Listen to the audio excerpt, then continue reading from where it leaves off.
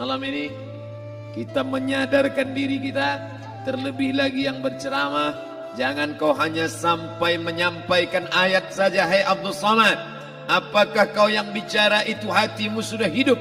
Senantiasa merasakan diri, aku orang paling hina, aku orang paling kotor, ditempelkan kening ke lantai di tempat yang diinjak tapak kaki, mengatakan bahwa aku bukan siapa-siapa. Ketika engkau merasa dirimu tinggi di atas, kau bukan apa-apa, karena yang paling tinggi di badanmu pun kau tempelkan. Tapi saat kau jatuh, rendah, down, stres, kau jangan merasa rendah, karena kau tegak berdiri di hadapan Allah. Kau angkat dua tangan, Allahu Akbar. Di dalam diri ini disebut dia dengan qalb.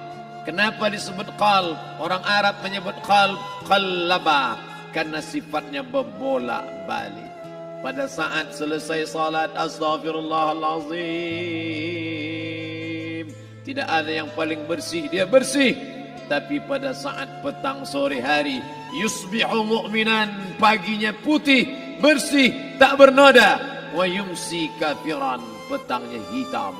Makanya dari pagi dibersihkan. Salat subuh bersih, salat zuhur bersih, condong matahari salat asar bersih, tenggelam matahari salat maghrib bersih, sempurna gelap malam salat isya bersih, tengah malam bangun tahajud munajat di tengah malam orang tertidur.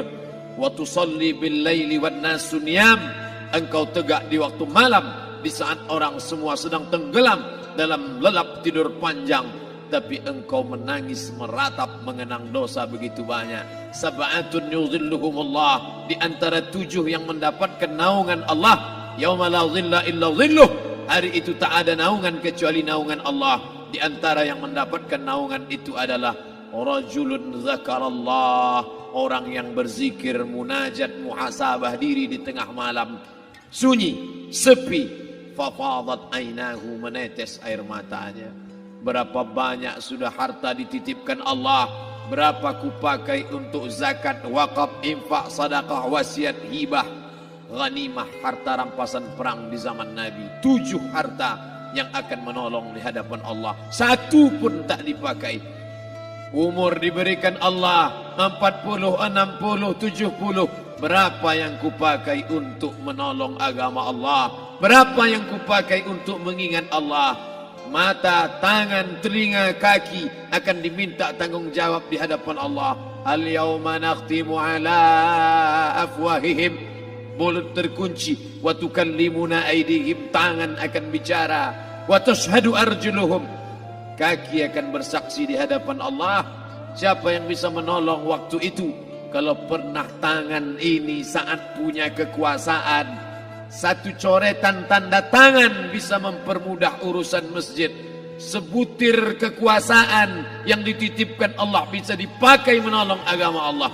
Itulah yang akan menolong di hadapan Allah. Apa yang disampaikan malam ini, semua biaya pengurusan masjid 0.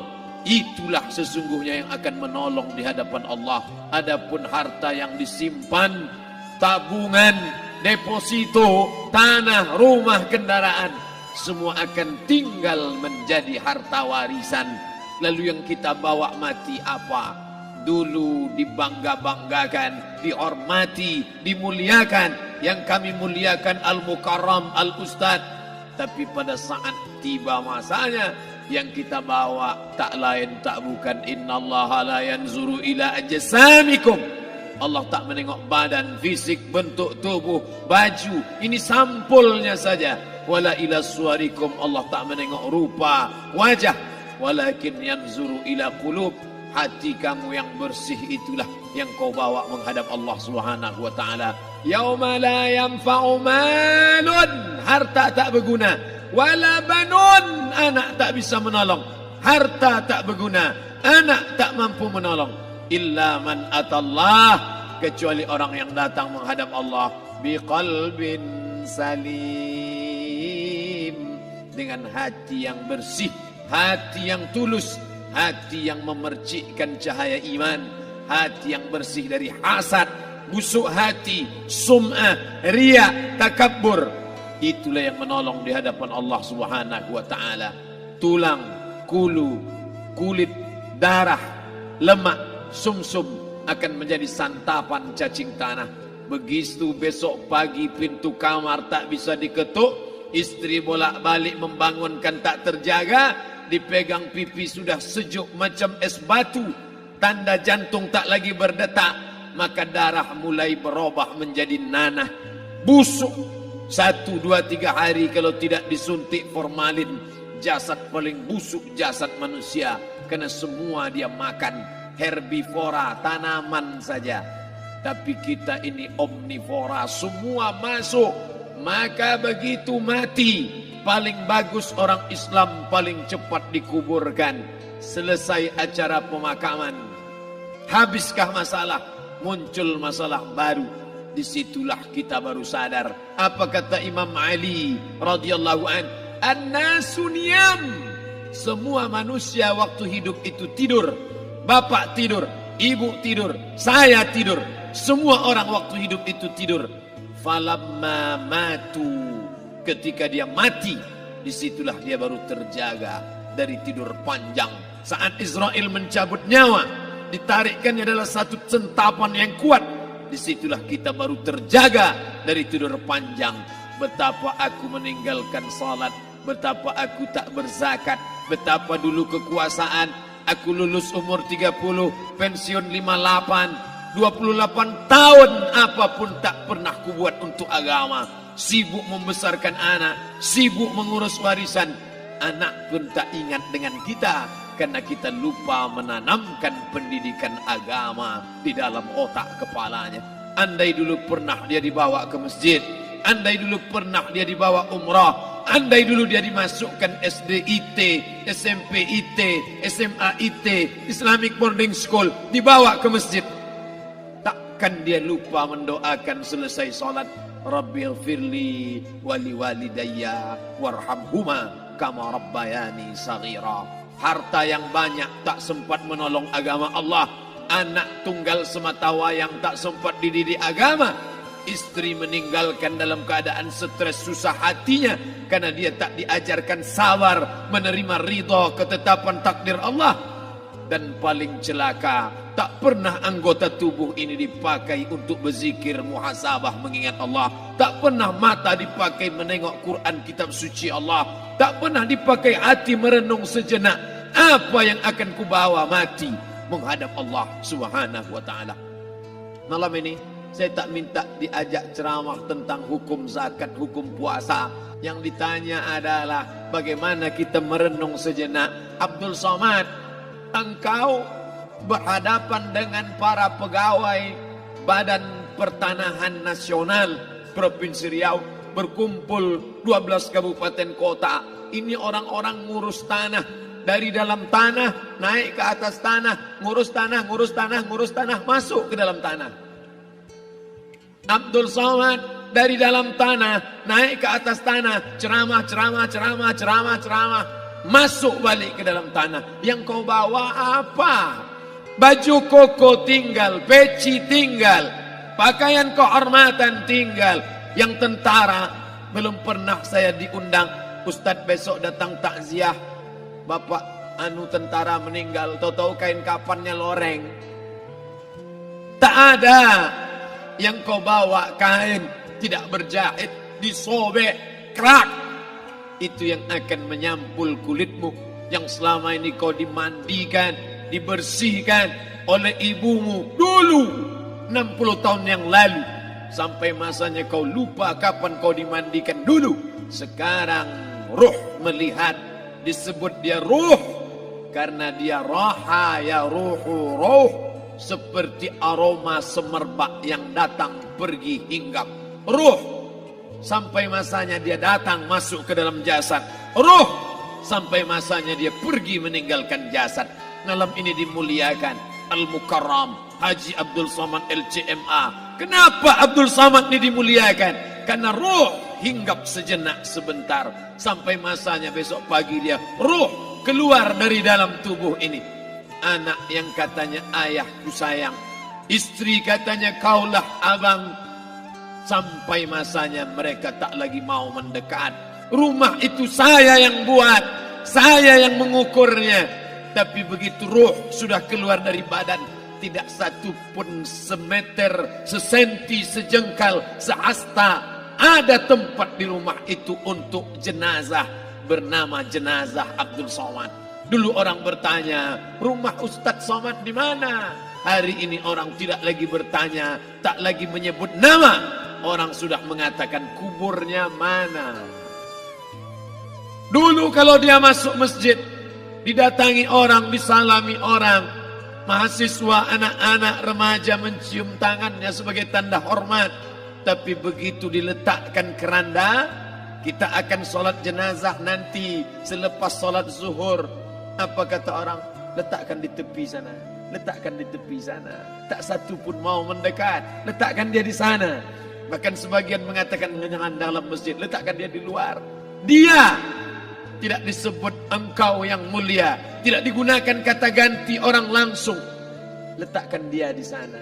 Bahkan sebagian tak lagi, padahal tempat paling mulia sebelah kanan, orang tak lagi mau di kanan, mulai dia menjauh ke kiri. Kenapa kau ke sana? Takut aku mimpi hantu nanti malam. Mana kawan, sahabat, andai tolan, anak menantu, teman sekantor, semuanya pergi meninggalkan. Yang tetap dibawa, kalau pernah kaki melangkah sholat berjamaah di masjid, kalau pernah tangan mengusap kepala anak yatim, kalau pernah tangan mengucap subhanallah. Nanti di akhir tausiah kita akan berzikir, munajat, muhasabah diri, berdoa, mengenang apa yang akan kita bawa menghadap Allah Subhanahu wa taala. Datang malaikat membawa kain kafan dari cahaya, akan menyambut ruh yang mulia. Hadis riwayat Ahmad bin Ambal dalam kitab Al-Musnad, turun malaikat berlomba-lomba membawa kain putih dari cahaya, menunggu ruh akan keluar. Ruh menetes seperti embun di ujung daun. Daun tidak bergoyang, ranting tidak patah. Ruh menetes pelan turun ke dalam kain kafan, dibawa malaikat ke pintu langit. Tak sabar mereka menyambut. Inikah dia yang selama ini berjamaah? Inikah yang dulu ketika dititipkan kekuasaan menolong agama Allah? Kam min masyhurin fil ardi walam yakun ma'rufan fis sama. Berapa banyak yang masyhur terkenal di bumi, malaikat tak mengenal dia. Ini roh siapa? Tapi ini bukan LCMA, dia bukan ustadz, dia bukan ulama, tapi imannya dalam. Kekuasaan dipakai menolong agama Allah. Ruhnya keluar di bawah. Semua malaikat mengucapkan salam. Inilah orang yang selama ini kami tunggu-tunggu. Catatannya sudah lama.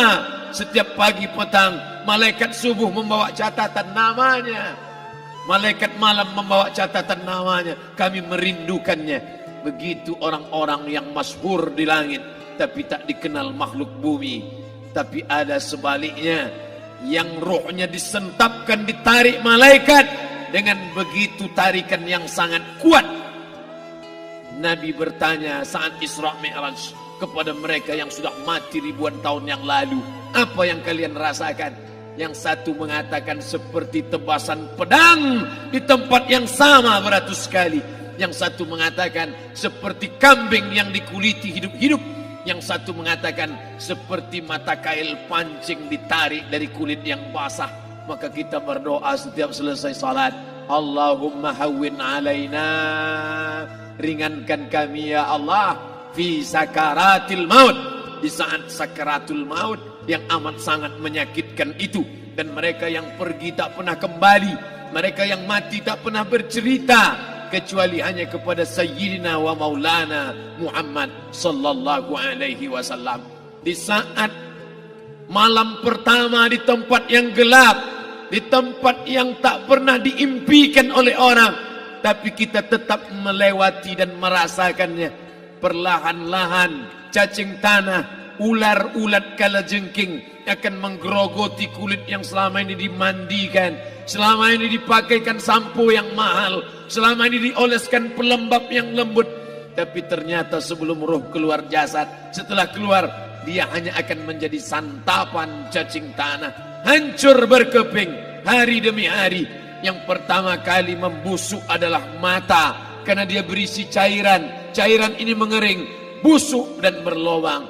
Lalu kemudian usus sebulan di dalam tanah, mulai dia menggelembung masuk angin dan dia meletus pecah. Cacing-cacing tanah mulai datang menggerogoti, memakan.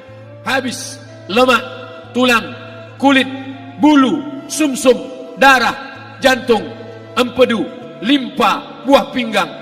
Habis semuanya, tinggal tulang-tulang yang memutih, dimakan oleh tanah, ditelan oleh massa, sampai akhirnya Asi bin Wa'il membawa tulang yang kering itu kepada Nabi Muhammad, baginda Sayyidina wa Maulana Muhammad. Ya Muhammad, ayuhyi rabbuka hadzal izam, sanggupkah Tuhanmu menghidupkan tulang yang kering ini? Nabi diam tak menjawab, sampai akhirnya datang Jibril alaihi salam membawakan wahyu. Qul, katakan kepada dia. Ayat ini dibaca malam Jumat. Bapak Ibu semua hafal, kita baca. Qul yuhyiha allazi ansha'aha awwala marrah wa huwa bikulli khalqin alim.